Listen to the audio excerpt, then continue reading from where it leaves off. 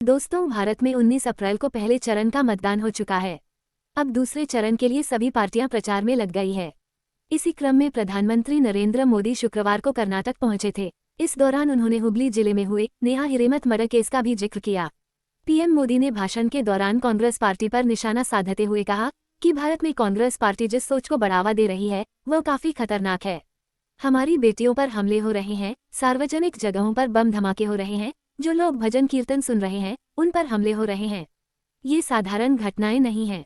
इसलिए मैं बेंगलुरु और कर्नाटक के लोगों से अपील करता हूं कि आपको कांग्रेस से सतर्क रहना चाहिए। पीएम के इस बयान से कई स्थानीय मुसलमान संगठनों ने इसका विरोध जताया है। उनका कहना है कि उनके इस घटना के जिक्र और बयान से राज्य में लव जिहाद को लेकर जारी विरोध प्रदर्शन को और भी बल मिल रहा है। ऐसे में आइए आज के इस वीडियो में विस्तार से जानते हैं कि आखिर ये नेहा मर्डर केस क्या है। दरअसल 18 अप्रैल 2024 को फैयाज खोंडुनाइक ने कर्नाटक के हुबली जिले में स्थित बीवीबी कॉलेज कैंपस में कांग्रेस पार्षद निरंजन हिरेमठ की बेटी नेहा हिरेमठ की चाकू मारकर हत्या कर दी थी। हमले के बाद कॉलेज के छात्रों और शिक्षकों ने किसी तरह नेहा को अस्पताल पहुंचाया, लेकिन मौका वारदात से करीब 2 किलोमीटर दूर के आईएमएस अस्पताल पहुंचते पहुंचते नेहा की जान जा चुकी थी। आपको बता दें कि नेहा इस कॉलेज में एमसीए फर्स्ट ईयर की छात्रा थी और फैयाज नेहा का पूर्व क्लासमेट था। फिलहाल इस मामले में पुलिस ने फैयाज को गिरफ्तार कर लिया है और पूछताछ के दौरान पता चला कि फैयाज और नेहा एक दूसरे के साथ रिलेशनशिप में थे। फैयाज ने पुलिस को बताया कि पिछले कुछ दिनों से नेहा अचानक उससे दूर रहने लगी थी, इसलिए उसने इस घटना को अंजाम दिया। इस पूरी घटना पर हुबली धारवाड़ की पुलिस कमिश्नर रेणुका एस सुकुमार ने बताया कि हमारे पास एफआईआर दर्ज कराने के 1 घंटे के भीतर हमने आरोपी को गिरफ्तार कर लिया था। फिलहाल सारी कानूनी प्रक्रिया पूरी हो चुकी है और आरोपी को ज्युडिशियल कस्टडी में भेज दिया गया है। नेहा की हत्या के बाद अखिल भारतीय विद्यार्थी परिषद समेत कई संगठनों ने उत्तरी कर्नाटक के कई शहरों और कस्बों में विरोध प्रदर्शन शुरू कर दिया है और आरोपी को फांसी देने की मांग की है। आइए जानते हैं कि लड़की के पिता ने इस घटना पर क्या कहा। बेटी की हत्या से दुखी पिता निरंजन हिरेमठ इस पूरी घटना को लव जिहाद का मामला बताया है। उनका दावा है कि आरोपी ने उनकी बेटी को फंसाने की योजना बनाई थी और नेहा को धमकी भी दी जा रही थी। निरंजन हिरेमठ ने कहा कि इन धमकियों पर हमारी लड़की ने इस पर ध्यान नहीं दिया।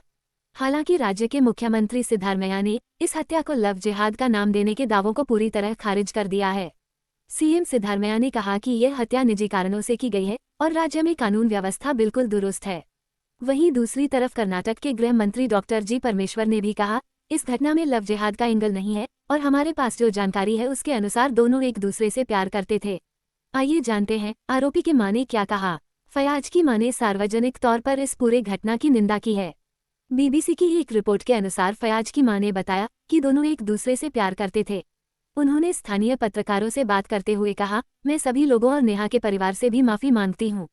मेरे बेटे ने जो किया है घोर अन्याय है। हम शर्मिंदा हैं और कानून के मुताबिक ही मेरे बेटे को सजा होनी चाहिए।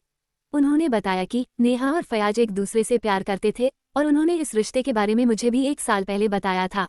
दोनों शादी भी करना चाहते थे। इस हत्याकांड के बाद बीजेपी के नेता लगातार कांग्रेस पर निशाना साध रहे हैं।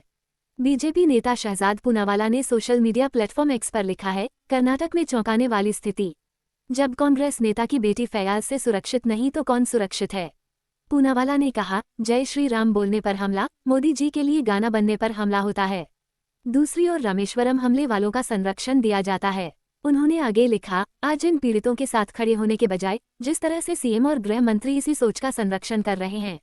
नेहा के पिता कुछ बात कहते हैं, लेकिन मुख्यमंत्री और गृह मंत्री वोट बैंक की राजनीति कर रहे हैं। फैयाज जैसे मानसिकता वाले लोगों को कवर फायर दे रहे हैं। जांच से पहले इतना नर्म रुख और क्लीन चिट क्यों। आइए जानते हैं पीएम मोदी ने अपने कर्नाटक रैली में और क्या कहा। प्रधानमंत्री ने इस जनसभा के दौरान कहा, देश के कई ताकतवर लोग उन्हें सत्ता से हटाने के लिए एकजुट हो गए हैं, लेकिन हम हर चुनौती से टकराते हुए आगे बढ़ते जा रहे हैं। बहन बेटी की सेवा और सुरक्षा मेरी प्राथमिकता है।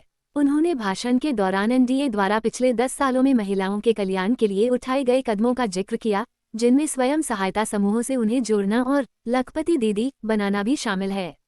पीएम ने आगे कहा कि शुक्रवार को पहले चरण की मतदान एनडीए और विकसित भारत के पक्ष में गई है।